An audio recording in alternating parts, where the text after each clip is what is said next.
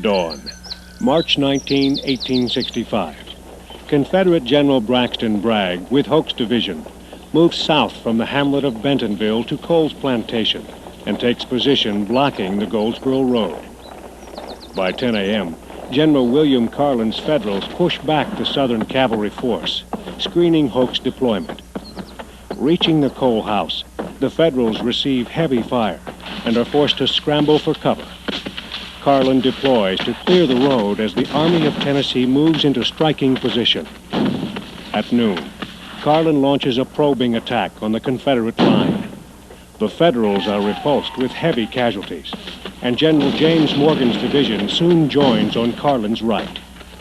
Bragg pleads for reinforcements following Carlin's assault, prompting Confederate Commander Joseph Johnston to send McLaws' division to Bragg's assistance.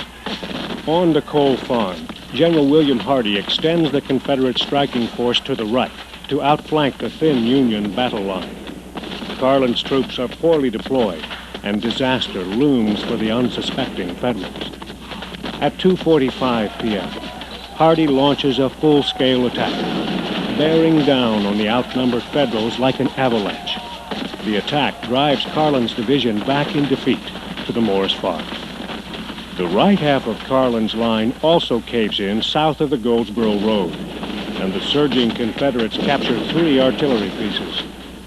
On the Morris Farm, 2 20th Corps regiments try in vain to rally their stampeding comrades. Carlin's division is finished for the day as an effective fighting force. The Federals struggle to keep a front toward the enemy along Morgan's line as Carlin's fugitives are driven into their ranks.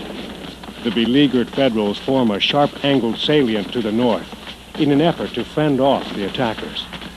As the victorious rebels descend upon the road, General Benjamin Fearing's brigade is rushed to the left to stem the tide.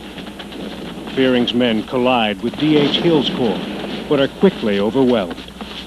Fearing's line crumbles and falls back in disorder. By 3:45, McLaws' troops are en route to the Cole farm to assist Hardee. Their absence from Hardee's striking force proves a costly tactical blunder. Around 4 p.m., Hoke's division slams into Morgan's Federals below the road. Hoke's and Hill's commands quickly overwhelm Morgan's left, and the northern salient crumbles. The 34th Illinois stands firm, however, preserving the division's security. On the right, 2 aggressive regiments launch a counterattack on Hoke. A violent hand-to-hand struggle ensues in the Smoky Wilderness, and a soldier of the 14th Michigan captures the battle flag of the 40th North Carolina. Having knocked Fearing's brigade aside, troops from Hill's command pour into the resulting gap and veer eastward toward Morgan's line. Morgan is completely surrounded, but at this critical juncture, Hill's advance begins to lose momentum. Fortunately for the Federals, 14th Corps Commander General Jeff Davis had called for reinforcements. General William Cogswell's 20th Corps Brigade is dispatched to the Union right and stumbles upon Hill's men as they attack Morgan. To meet Hill's threat, Morgan's troops, having repulsed Hoke, are forced to jump to the opposite side of their breastworks. The 60th Illinois and 14th Michigan mount a bold countercharge as Cogswell moves up from the west. With these decisive maneuvers, all hope of Confederate success below the road evaporates. Morgan's line holds, despite attacks from 3 sides.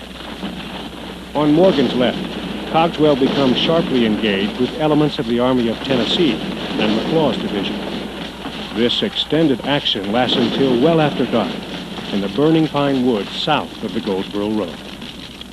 By 4:30, the desperate fight for the Morris Farm is underway as the Federals struggle to hold their line. General William Taliaferro's division surges ahead for a series of costly attacks on the 20th Corps.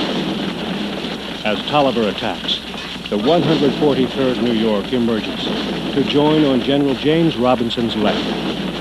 A timely maneuver as one charge comes within 30 yards of Robinson's position. The line wavers and begins to break.